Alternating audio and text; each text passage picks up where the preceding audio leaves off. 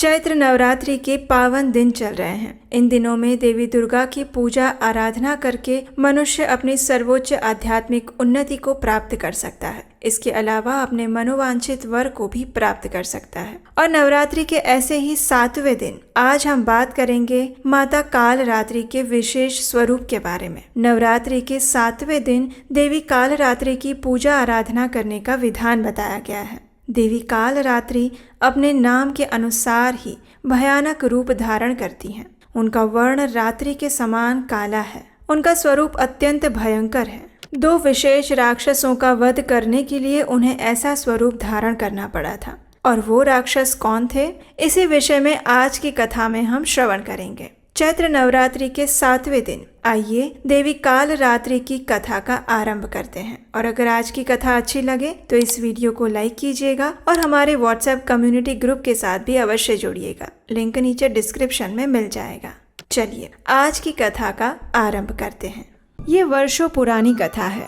शुंभ तथा निशुंभ नामक 2 दैत्य भाई ब्रह्मा जी को प्रसन्न करने के लिए घोर तपस्या में लीन हो चुके थे। 10,000 वर्षों के बाद जब ब्रह्मा जी प्रसन्न हुए और इन दोनों भाइयों को वरदान मांगने के लिए कहा तो उन्होंने भी महिषासुर जैसा ही कुछ वरदान मांगा। पहले तो इन दोनों ने अमर होने की इच्छा प्रकट की, लेकिन जब ब्रह्मा जी इस वरदान को देने में सक्षम नहीं थे तो इन दोनों ने ये वरदान मांगा कि वे किसी भी पुरुष के हाथों अवध्य रहेंगे।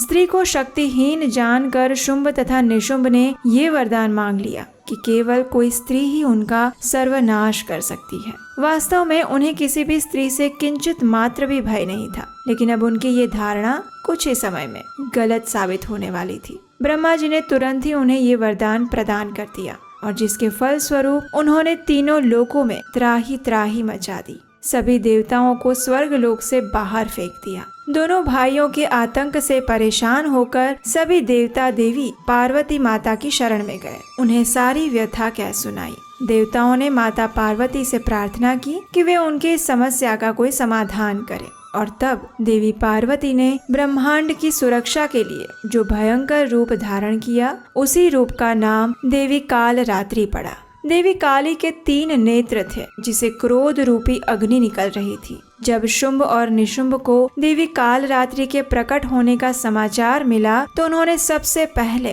अपने 2 सेवकों चंड और मुंड को देवी से युद्ध करने के लिए भेजा। इन दोनों असुरों का देवी कालरात्रि के साथ बड़ा ही भयंकर युद्ध हुआ और अंत में वे दोनों ही देवी के हाथों मारे गए। और तभी से देवी का एक अन्य नाम चामुंडा भी प्रसिद्ध हो गया। शुंभ तथा निशुंभ का एक अन्य सेवक था जिसका नाम था रक्त बीज। ये कोई साधारण असुर नहीं था। इसे स्वयं भगवान शिव ने वरदान दिया था कि जब भी इसके शरीर से एक भी रक्त की बूंद जमीन पर गिरेगी तो उसमें से असंख्य राक्षस उत्पन्न हो जाएंगे, जो कि रूप और शक्ति में उसके ही समान होंगे। अब देवी काली को रक्त बीज का सामना करना था। दोनों युद्ध भूमि में आमने सामने आ गए थे। जैसे ही देवी कालरात्रि ने रक्त बीज पर प्रहार किया तो उसके शरीर से रक्त की धारा बह निकली। जैसे ही वह रक्त की धारा भूमि पर गिरी तो उसमें से न जाने कितने ही और रक्त बीज उत्पन्न हो गए। इन असंख्य दैत्यों से युद्ध करने के लिए देवी ने अपने स्वरूप का भी विस्तार किया, लेकिन जैसे ही कोई भी राक्षस युद्ध भूमि पर ढेर होता तो उसके शरीर में से असंख्य और राक्षस उत्पन्न हो जाते।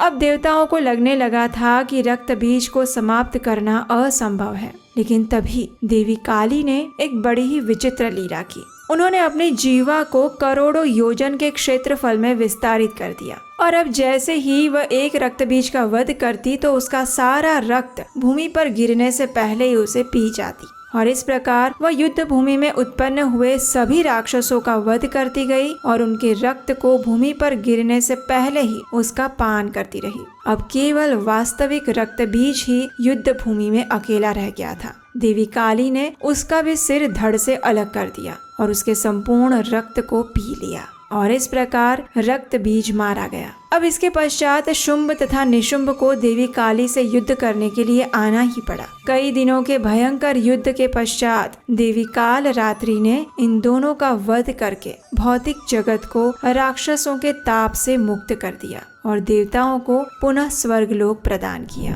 देवी काली का रूप बड़ा ही विभत्स है। उनकी 4 भुजाएं और 3 नेत्र हैं। उनके होठ लंबे हैं और कान कर्णिका के पुष्पों के समान हैं। उनकी केश राशि फैली हुई है। उनका शरीर तेल से युक्त है और वे कांटों के समान आभूषण पहनती हैं। वे अपने बाएं पैर में चमकती हुई लोह लता धारण करती हैं। उनकी सवारी गर्दभ यानी गधा है। उनके एक हाथ में तलवार और दूसरे में वज्र है। उनका तीसरा हाथ अभय मुद्रा में है और चौथा हाथ वर मुद्रा में। चैत्र नवरात्रि के 7वें दिन देवी काल रात्रि की पूजा अर्चना करने के लिए एक वेदी पर माता का विग्रह अथवा चित्र स्थापित कर सकते हैं। उन्हें कुमकुम तथा रोली लगा सकते हैं। माता की पूजा में केवल लाल रंग के पुष्प का ही प्रयोग किया जाता है। ऐसा कहा जाता है कि माता को नींबुओं की माला और गुड़हल के फूलों की माला भी पहना सकते हैं। उनके समक्ष तेल का दीपक भी प्रज्वलित कर सकते हैं और ऐसा माना गया है कि माता को गुड़ अथवा गुड़ से बने व्यंजनों का ही भोग लगाना चाहिए। इस दिन आप उनके इस मंत्र का उच्चारण भी कर सकते हैं। एक वेणी जपा कर्ण पुरनग्नाखर स्थिता लंबास्थि कर्णिका कर्णी तैला भक्त शरीरिणी वामपादोल्लसल्लोलः लता कंटकभूषणा वर्धनमूर्ध्वजा कृष्ण कालरात्रिर्भयंकरी। इस प्रकार चैत्र नवरात्रि के 7वें दिन आप माता काल रात्रि की पूजा उपासना भी कर सकते हैं। वैसे तो हमारे देश में देवी काली को समर्पित अनेक मंदिर है, परंतु देवी काल रात्रि का एक प्राचीन मंदिर वाराणसी की कालिका गली में स्थित है और नवरात्रि के 7वें दिन यहाँ भारी भीड़ एकत्रित होकर माता की भव्य पूजा अर्चना करती है। इस दिन माता के दर्शनों से सभी मनोकामनाएं पूर्ण होती है, ऐसा स्थानिक लोगों का मानना है। भक्तों का मानना है कि माता काल रात्रि की पूजा अर्चना करने से अकाल मृत्यु का भय भी चला जाता है। तो ये थी चैत्र नवरात्रि के 7वें दिन देवी काल रात्रि की पौराणिक कथा। ये कथा आपको कैसी लगी ये हमें नीचे कमेंट बॉक्स में लिखकर जरूर बताइएगा।